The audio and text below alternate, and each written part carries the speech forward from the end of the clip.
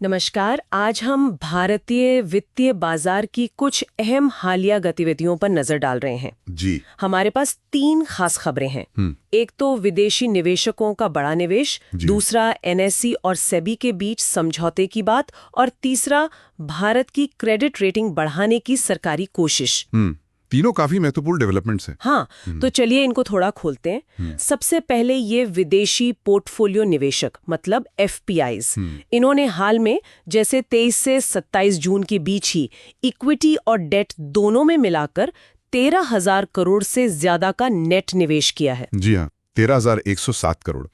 ये काफी बड़ा आंकड़ा है, खासकर इतने कम समय में। बिल्कुल। क्या लगता है ये सिर्फ आरबीआई के रेट कट और ग्लोबल लिक्विडिटी का असर है? देखिए, वो तो एक बड़ा कारण है ही। जैसे आपने कहा, आरबीआई ने दरें घटाई और ग्लोबली भी पैसा थोड़ा सस्ता हुआ है, तो भारत जैसे मार्केट में वो आता है। इससे बाजार में लिक्विडिटी बढ़ती है और स्टॉक्स को सपोर्ट मिलता है। हाँ, लेकिन ये निवेशकों के बढ़ते हुए कॉन्फिडेंस का भी संकेत है कहीं ना कहीं। अच्छा। हाँ, पर ये देखना होगा कि ये कितना टिकाऊ है, मतलब ये लंबे समय का भरोसा है या बस अभी की अपॉर्चुनिटी है। सही बात है। अच्छा, भरोसे के बाद चली है तो दूसरी खबर पर आते हैं। नेशनल स्टॉक एक्सचेंज यानी एनएसई, जी।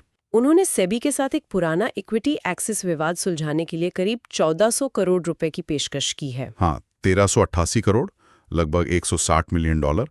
ये एक बड़ी रकम है। बहुत बड़ी।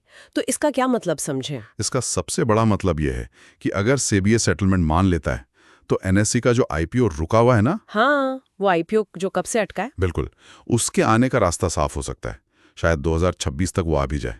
अच्छा। तो ये एनएसई के लिए तो अच्छा है ही, उनकी क्रेडिबिलिटी बढ़ेगी, साथ ही ये रेगुलेटर और एक्सचेंज के बीच एक तरह की सुलह भी होगी।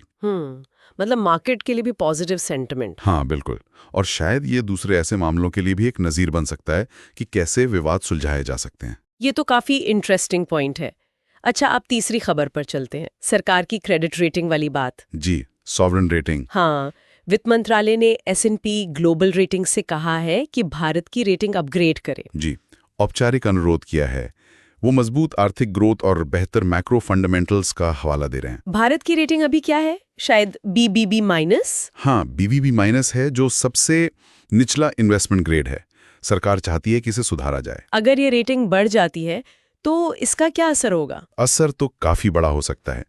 एक तो दुनिया में भारत की साख बेहतर होगी। दूसरा, सरकार के लिए विदेशों से उधार लेना सस्ता हो सकता है। अच्छा। और तीसरा, कई बड़े विदेशी फंड्स जो सिर्फ अच्छी रेटिंग वाले देशों में ही निवेश करते हैं, वो शायद भारत में और पैसा लगाएं। बॉन्ड यील्ड्स पर भी इसका असर दिख सकता है। लेकिन क्या ये रेटिंग एजेंसियां जैसे S&P सिर्फ सरकार के कहने पर या अच्छी ग्रोथ देखकर रेटिंग बढ़ा देती हैं? नहीं, इतना आसान नहीं होता। वो सिर्फ ग्रोथ ही नहीं, बल्कि कर्ज का स्तर, फिस्कल डेफिसिट कितना है, महंगाई, राजनीतिक स्थिरता और सबसे जरूरी, रिफॉर्म्स कितने टिकाऊ हैं, ये सब देखती हैं। मतलब पूरा होलिस्टिक व्यू लेती हैं। बिल्कुल, वो देखती हैं कि सुधार वाकई में हो रहे हैं और टिकेंगे या नहीं। तो अनुरोध करना एक बात है, रेटिंग का अपग्रेड होना दूसरी। पर हाँ, ये कोशिश अपने आप में महत्वपूर्ण है। तो अगर हम इन तीनों चीजों को एक साथ देखें, एफपीआई का पैसा आना, एनएसई का मामला सुलझने की उम्मीद और रेटिंग अपग्रेड की कोशिश, तो क्या ये भारतीय बाजार और अर्थव्यवस्था के लिए एक मजबूत पॉजिटिव तस्वीर पेश कर रही है? हाँ, कुल मिलाकर तो संकेत पॉजिटिव ही लग रहे हैं।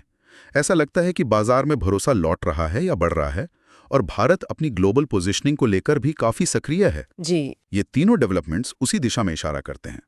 लेकिन एक सवाल यहाँ पर यह भी है जो हमें सोचना चाहिए। क्या? कि ये जो पॉजिटिव संकेत हैं, इनके पीछे के फंडामेंटल्स कितने मजबूत और स्थायी हैं? क्या ये बाहरी फैक्टर्स पर ज्यादा निर्भर हैं, या वाकई हमारी अर्थव्यवस्था में कोई गहरा स्ट्रक्चरल बदलाव आ रहा है? और क्या कोई ऐसी चुनौतियां हैं, जैसे मान लीजिए ग्लोबल स्लोडाउन की आशंका, जो इस मोमेंटम को रोक सकती है? ये सोचने वाली बात है।